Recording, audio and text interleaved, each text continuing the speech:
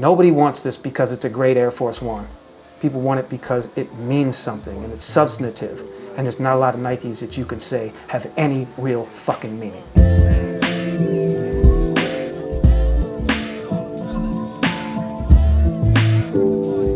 What's up, guys? We're in New York City's Chinatown at Soliti with Kenny, who's hosting us, and Ari, who will be joining me for my first sit-down interview. Thank you, Ari, for taking the time. Let's get into it. Let's go. This guy's got a cheat sheet. The man himself, Ari Saal Forman. No, Saal. Saal. My bad. No, put that in there. My bad. Everybody thinks it's Saal or Saul. They're like a Jewish name. It got to be Saul or something. It's Saal. Saal. It's Okay, one of my one. bad. You would have never known. Okay. I know there's no I'm just E. fucking with you, but it is true. It's Saal. It's Saal. Yeah. All right. I'm starting again. Oh, you want to do it again? Yes. I thought that was a gem. No. Okay. I mean, maybe You want to we'll look see. professional, I guess. Um, Listen, don't follow convention. That's why we're here. yeah, but I still need to introduce ourselves to the audience. It's All right. Dennis. You know who he is. You're obviously already watching. Let him talk to me.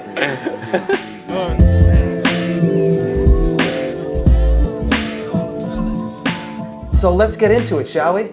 There you go. All I right. just did your intro. All right. Let's Okay. go. So I want to know, what is Ari about today? What does Ari do? Tell us about yourself. Okay. I have a degree in design. I'm sure most people know that at this point. Graphic design.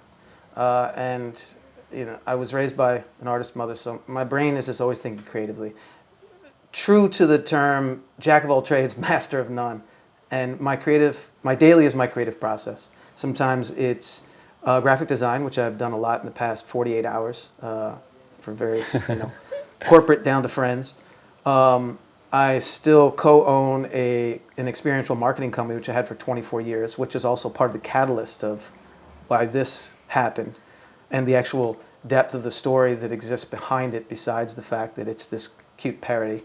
And that's literally what my daily is just these different creative processes. It can be interior sort of design. It can be graphic design. Every once in a while it touches into what people would consider fashion. I just see it as accessory merchandise type stuff.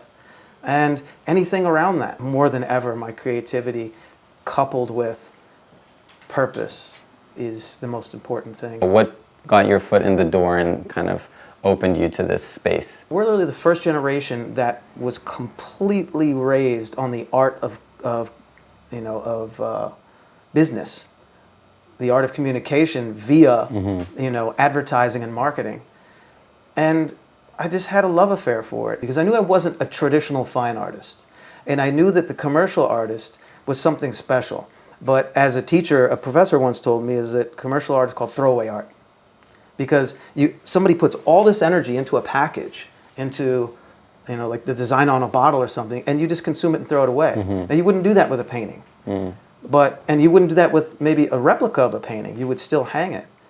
And we saw what that was. And so what brought me into that space was understanding that I wanted to be in commercial art, but I wanted it to be more significant. I wanted design to be my fine art. When we created the magazine, we just treated every article, every situation, every page as its own painting and did whatever we wanted. So for those who don't know, On the Go magazine. On the Go magazine. Hip hop magazine. Which is, you can see On the Go on the box. Yeah. Which is. So I was going to get to that. So tell us about the magazine. So it was you and Steve Powers, right? You and Espo, two-man kind of job. Well, initially, Espo started as a newsletter. At this point, I was in school for design, very traditional. And I sort of jumped ahead of my education, started doing digital design.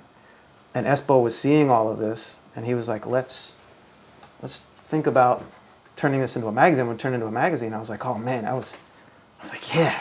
And when did On the Go start? Was it 93? He started in '89. Okay. And then when we started really diving in together, it was the early 90s. And so we just saw it as like, this is a way for us to be creative, design, talk about our concepts, be funny, be stupid, and push our pride from Philadelphia. Yeah. Slowly making our way to the Ari Menthols. We were just talking about the On the Go magazine. Yes. So just to kind of bridge those two things, talk about that magazine cover in 1996 with the De La Soul cover and why why the name Ari Menthol 10s and everything. Okay, well, that's a perfect segue. I have brought something that I didn't tell you I brought. No way. In the classic JanSport, because, you know. The magazine in question? Yes. Oh my God, amazing.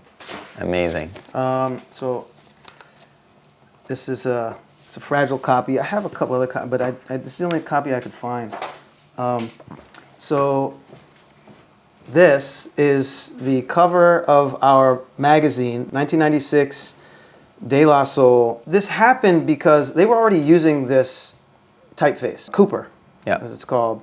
Well, it's just such a beautiful thing. That's to no credit of Newport. Yeah. They just really probably used it in the most bold way. Yeah. So we recognize it. But Espo had recognized that, and we had all we were children of being around the Newport branding.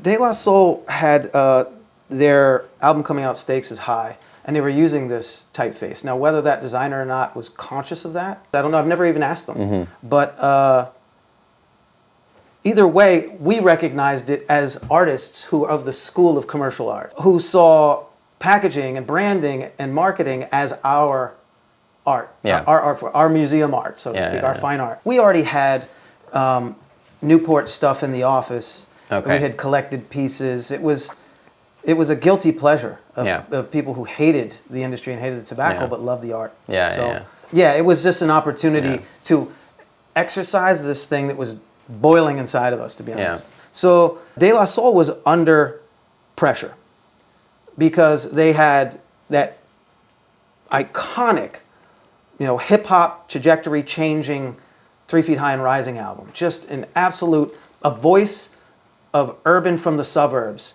intelligence, poetry, not using curse words, like showing the depth that hip-hop had grown to.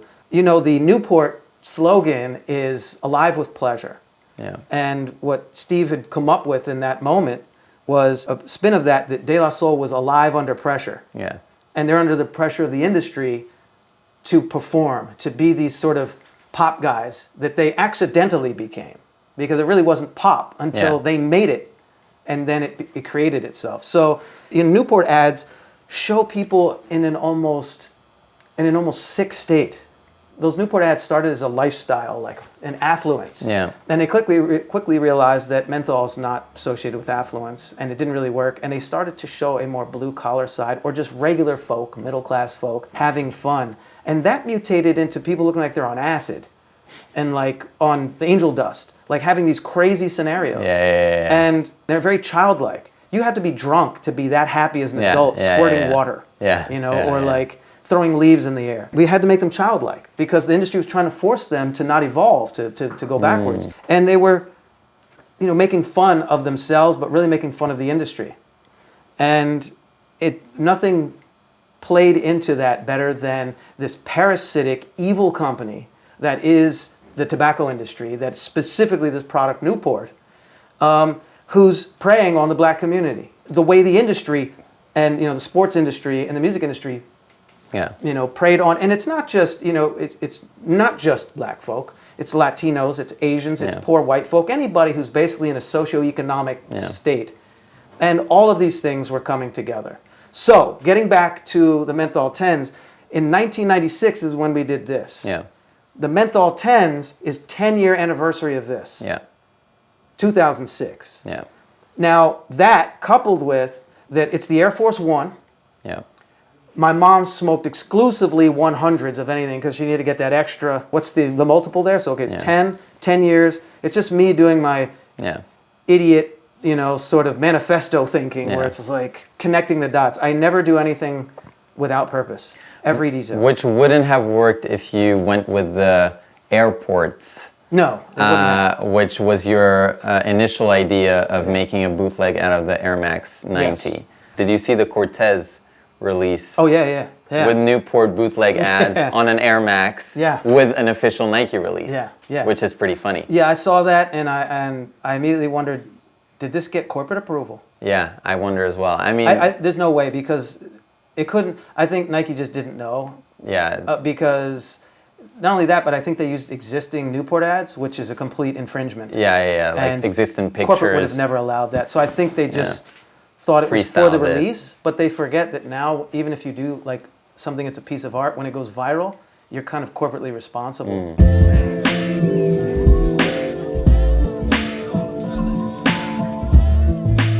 What brought together Nike and Newport in your mind more than obviously a logo? The logo was the easy part. If you were down in the hood, especially in the 80s and 90s, you saw Nike ads, you saw Newport ads, and they were dominant. And so really there was no difference in the marketing practices, and there was no real difference in the manipulation Yeah.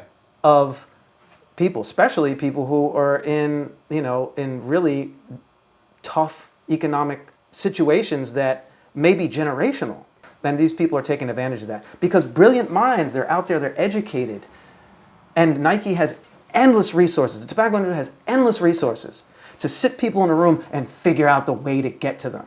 You think they don't do that? I know, I own a marketing company for 24 years. I used to work with Nike. I used to work with all these kinds of brands.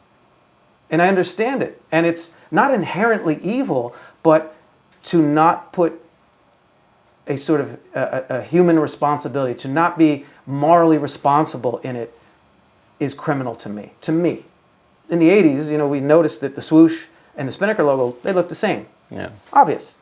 And so if you know intellectual law and IP and identity, two people can't use the same thing. So I immediately was like, wow, these guys are exactly the same in terms of their mark. So Newport came first, right? The Newport Absolutely. logo came like 20 years before Nike. Yeah. Do you think there was any acknowledgement like, oh, wait a minute, we After share the that fact, yes. that logo, like should we do something about it? That was the question I proposed. That's Yeah. why these exist. You know, and people think it's, hey, you just turn the logo upside down. Like, no, Yeah, Newport it's- turned the logo upside down. Nike turned it upside down, Yeah. to be honest. Yeah. This isn't about copying. This is about pointing out the hypocrisy of these brands. All I did was create a hypothetical. Both of them do t-shirts. Both of them do crew necks and hoodies. Yeah.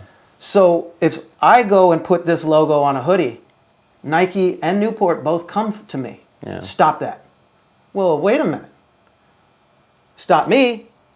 You guys need to have a conversation now. I thought if I go out there and I register this and I take Newport's idea and I take Nike's branding and I put it on a shoe, are they both going to serve me for the mark, for this logo? They did.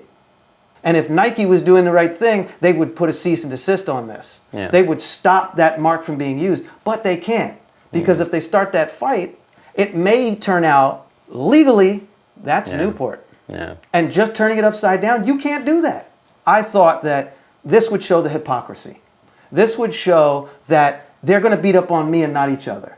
That they want to stifle me, but they don't want that fight. I can't fight that fight. Yeah. But it was, what if? What if it happens? And it happened. It happened.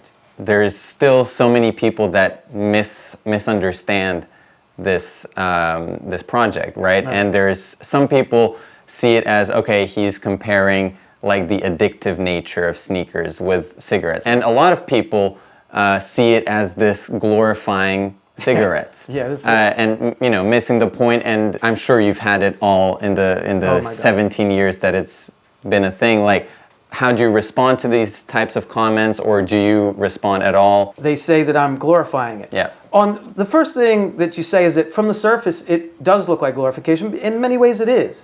It's not my intention to glorify, and I'll explain. There's certain people who will sit there and be analytical. Other people just look at it and be like, oh man, he's celebrating Newport. I've always smoked Newport. I mean, that's a terrible, I've had people say that to me. I'm like, yeah, but that wasn't it. I respect that that's culturally significant to you. It is for me, but for different reasons. Yeah.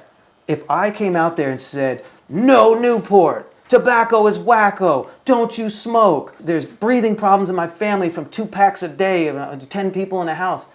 Nobody wants to hear that preachy shit. Nobody wants to hear that. It's just like, look, this shit is great, design-wise, but it will fucking kill you. The love and consumption of products will kill you at any level. You see this, and whether you have a negative feeling or a positive feeling, I'm drawing you in. And now we can have the conversation. And I need you to either come in because you love Newport or because you hate fucking tobacco and hate Newport and know that they take advantage of the minority community, that they take advantage of poor white, black, Hispanic, and Asian people. traditionally. I want you to have an emotional reaction so that we can talk about it, so that I can force a dialogue about Newport, about tobacco, about Nike, about our love for what we've done and collected, and the truth that we have conveniently ignored or didn't even understand. Yeah. Let's create the problem. Do you want to Yeah, let's do that. get into the actual shoes? You're referencing the different eras of Newport with Yes. the No different orange. greens. No orange. No orange, so no It's pre-orange. ads. Yeah. It's all the early ads. This was sort of like the evolution of their brilliance. You know, it's like draw your eye in. Yeah. So I went back to the essence, and fortunately I did, because Orchard Street, who was I was making gonna a get custom to that, dunk, yeah. which was just this beautiful, Yeah. like the early days of hand painted Yeah. and them cutting into the leather, gorgeous stuff. Yeah, I had already been in the process of this at least a year and a half. I asked Greg, who's behind Orchard Street, Yeah. about it. I actually didn't realize, based off the shoes, but off the merch, you know, it's the Siempre Fresco, Yes. using the same Newport typeface. And I asked him, is that a coincidence? I was like, when I realized that these two shoes are like New York, Yeah. you know, Totally Newport, coincidental. and he said you just couldn't escape that, you know, Newport. Yeah, the consciousness yeah, of it and the subconsciousness. Yeah. It's crazy that these two shoes kind of came out of it. When they put that custom out, my heart sank, because I knew it was going to dilute what we were achieving. Fortunately, I had taken the classic look that was more a part of my 70s experience versus, my 80s experience early on before it switched over. You sketched out Air Max 90s in the green and orange. Yes. So why were you drawn to the Air Max 90 to start with? Why did you end up choosing to do it on the Air Force One? I was an Air Max guy. I really liked the 95, is always my favorite. I have more 95s and Air Force Ones than I have anything else. To me, it seemed more true to me that I would do a Air Newport Max parody that would become, the Newport, and the Air Max would be the airport. Yeah. That never quite sound like now it seems absolutely ridiculous and too kitschy, but nobody was doing that sort of thing. It would have worked. It would have worked. I think, but there were more surfaces to I play think with. you mentioned in an interview that the fact that the Air Max is so much more sophisticated of a silhouette, construction, yeah. of a construction, not only from a technical perspective of like reproducing, an Air Max 90, but also like of getting your message across, because there's so many panels and things like that, whereas an Air Force One is so simple that it kind of allows you to express yourself more. The Air Max was going to be too complicated, too much production, and it wouldn't be cost effective. After seeing what Nigo had done and going to Japan and really experiencing it right before things started to blow up, I was like, well, I don't want to do that exact thing. Let me do an Air Max. And then I sort of, as I looked at it from the marketing perspective, I thought that might be a harder sell to get this message across. So I then was like, okay, you know what? Let's just take the silhouette, against my creative, desires, and let's pour everything into the why of the choices, the why of the packaging, the why of the message. Since it was already there, let's really build it so that it's not about this. I don't have to discuss this. You get this. Now let's discuss everything within it. Yeah. You mentioned Virgil a few times. So last year, all those LV Air Force Ones came out, but there was this brown leather Air Force One with the orange Newport font, with the purist versus tourist inscription on them, and clear reference to Newport, no question about it. Yeah. You have this huge history with an Air Force One bootleg. This collection was paying homage to historic Air Force Ones. Do you see it as relating to your work, and what was your interpretation of what he did? When he did his art show and he had Newport stuff in there, and he did the runway show with the bags and stuff. Yeah. It's obviously connected. It's connected to his history, Chicago, New York. It's connected to his story as a black man. It's connected to hip hop. It's connected to me. Virgil is just the extension of that. He's more than 10 years younger than me. So when I did these, I was, by the time they dropped, I was 36. So he was probably early 20s. So how would it not influence him? Why would you not? I wanted to make my version. He wants to make his version, and he's doing it legally. In the cultural sort of etiquette of it, he had paid me through his words. Last thing I wanted to ask about, you've probably done so many interviews and most of the conversations revolve around this project. There must be this sentiment of like being tired of talking about that one thing that you're known for. I know you're proud and love talking about this as well. Sure. So how do you kind of balance these two things? This did exactly what I hoped it would do. Here we are 17 years later. You're not tired of it? I'm tired of, some of the same things about it. But what I'll never be tired of is this being a catalyst for conversation. This may be the conversation that most people know me for. I have many other conversations and things that I've accomplished that are just not as controversial or sexy. But I will never, ever be tired of talking the things that this creates conversation out of. And this is an absolute blueprint, not about making a bootleg and another variation on a theme, and instead of cigarettes, it's malt liquor. This is a blueprint of how to make something that is absolutely meaningless, worthless, and in some cases evil, into something that is valuable because it has substance. Nobody wants this because it's a great Air Force One. People want it because it means something and it's substantive. And there's not a lot of Nikes that you can say have any real fucking meaning. Well, thank you for taking the time. Man. That was a lot of fun to have that conversation. Thank you, Kenny, for hosting us, Solely Tea, Yes. in Chinatown. Come check Kenny out. Yes. You guys don't understand. He's a 16-year-old that built his own shop. Is this the best shop it could ever be? No, but he's 16. What the fuck were you doing at 16? What are you doing right now at 16? At 18, all I wanted to do was write on walls and ride a skateboard. So he's now 18 and owns this shop, and this is the type of mentoring we all have to do for each other. Thank you guys for tuning in. Thank you, Ari. Thank you, Kenny. And I'll see you guys next week. Peace. All right.